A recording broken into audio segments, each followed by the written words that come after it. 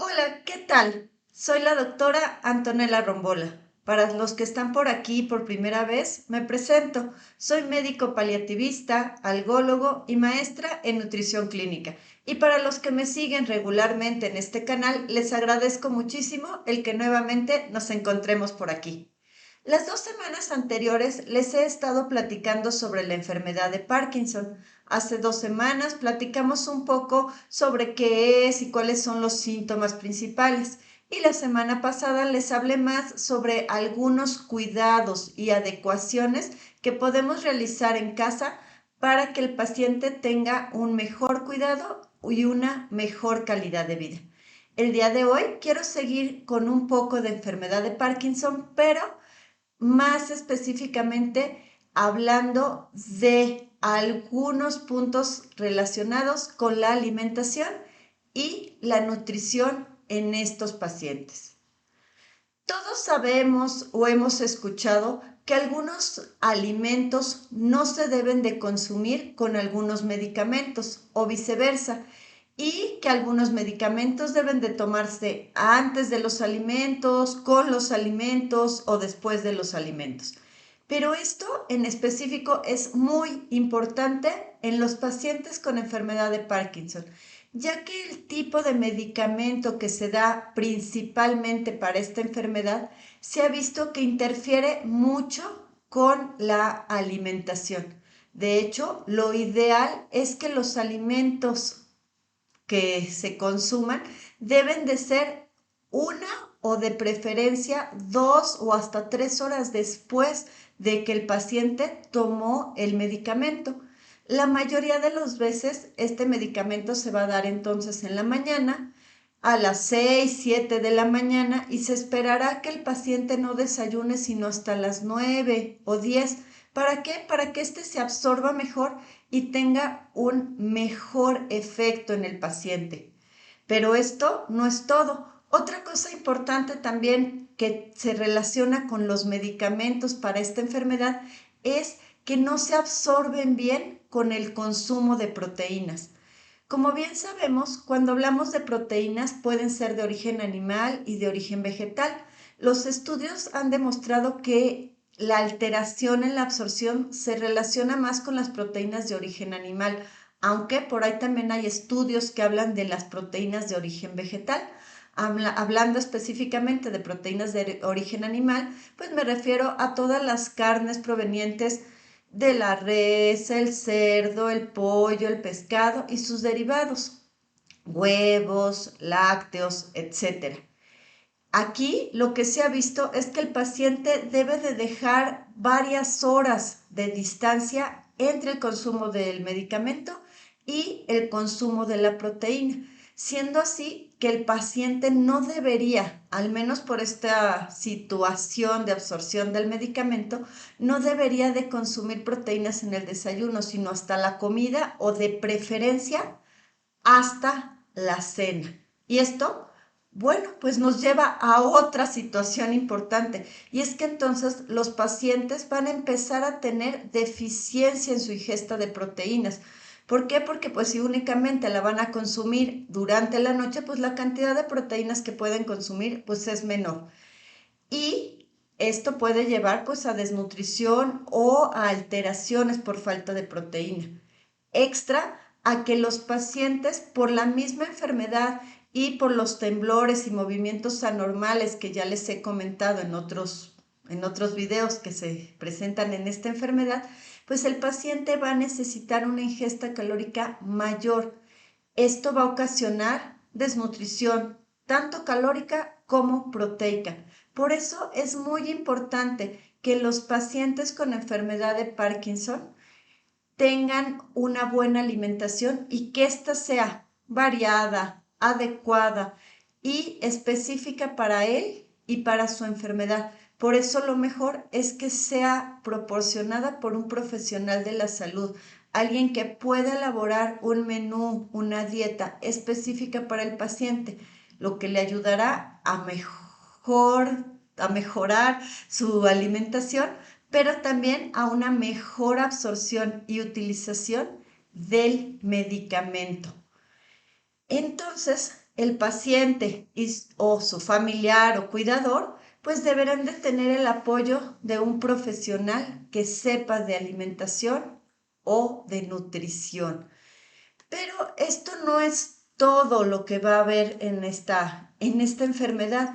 Ya en temas pasados les platicaba que los pacientes con Parkinson, además de tener pues movimientos anormales, también van a tener o van a presentar otros síntomas.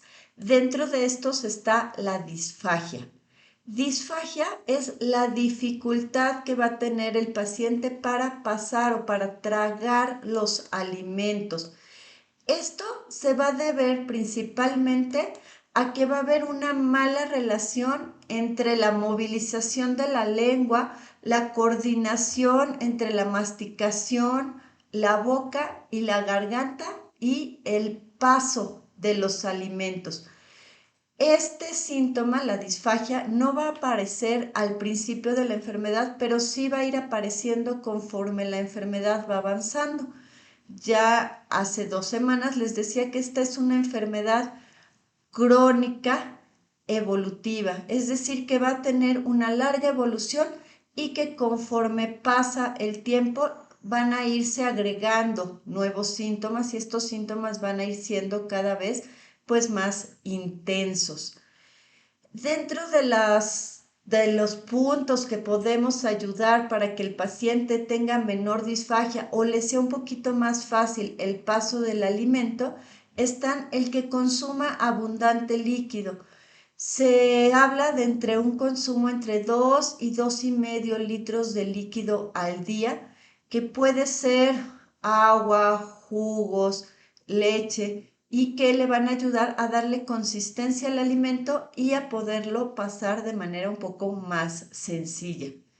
También se ha visto que los alimentos con consistencia de papilla le van a ser más fáciles de pasar al paciente que aquellos que estén picados finos o cortados, ya que van a requerir pues menor esfuerzo por parte de los músculos de la deglución. Otro tip importante que puede ayudar es que el paciente tome un sorbo de agua fría antes de empezar a comer. El agua fría ayuda a estimular el reflejo de la deglución y por lo tanto permitir que los alimentos pasen de mejor manera.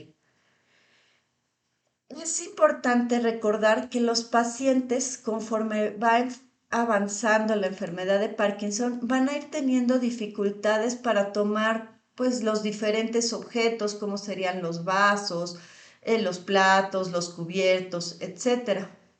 Por lo que algo que puede ser de mucha utilidad es el que tengan en casa, primero, pues utensilios que sean de plástico. Segundo, que estos utensilios no sean pesados, que los cubiertos sean rígidos, o sea, no les sirve de mucho que sean de plástico delgado, porque entonces les va a costar trabajo comer, pero que no tengan mucho peso. Muchos pacientes también les ayuda a tomar los líquidos con popotes, especialmente estos que son flexibles y que pueden como dirigirse más hacia la boca. También pues es útil para muchos pacientes el tener una posición derechita. Si el paciente come derecho, esto va a permitir que haya mayor libertad para que el alimento pase de la boca hasta el estómago a través del esófago. También es bueno que el paciente esté consciente cuando esté comiendo. ¿A qué me refiero con que esté consciente? A que esté pensando en lo que está haciendo, que mastique despacio, que mastique poco a poco, que mastique primero de un lado el alimento y luego del otro, que no se meta un pedazo o un bocado de alimento hasta que el que tiene en la boca no haya pasado perfectamente. También sirve que el paciente pues intente masticar con fuerza, que las porciones del alimento sean pequeñas y también algo que les ayuda mucho es el estar conscientes de mantener los labios cerrados y los dientes juntos. Es algo así como empezar a aprender a comer nuevamente. Es común que en estos pacientes la misma dificultad para pasar los alimentos haga que exista dificultad para pasar la saliva. Y entonces muchas veces estos pacientes comienzan a tener acumulación de saliva en la boca porque no tienen capacidad de pasarla.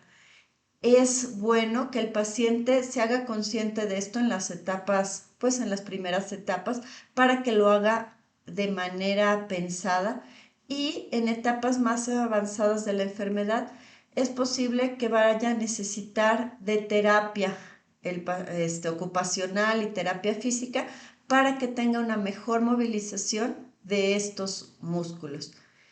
Esto es un poco de lo que quería platicarles el día de hoy. Sé que hay muchos más consejos que les puedo dar en relación a la enfermedad de Parkinson, pero creo que estos son los más importantes que se relacionan con la alimentación y la nutrición de estos pacientes. Les agradezco mucho nuevamente el haberme acompañado y les recuerdo, me pueden seguir en redes sociales, Facebook, Instagram y YouTube, donde me encuentran como doctora Antonella Rombola. Si esta información les parece importante, si les es útil o si conocen a alguien a quien le pueda ser útil, compártanlo. Estoy segura que se los agradecerá. Nos vemos pronto.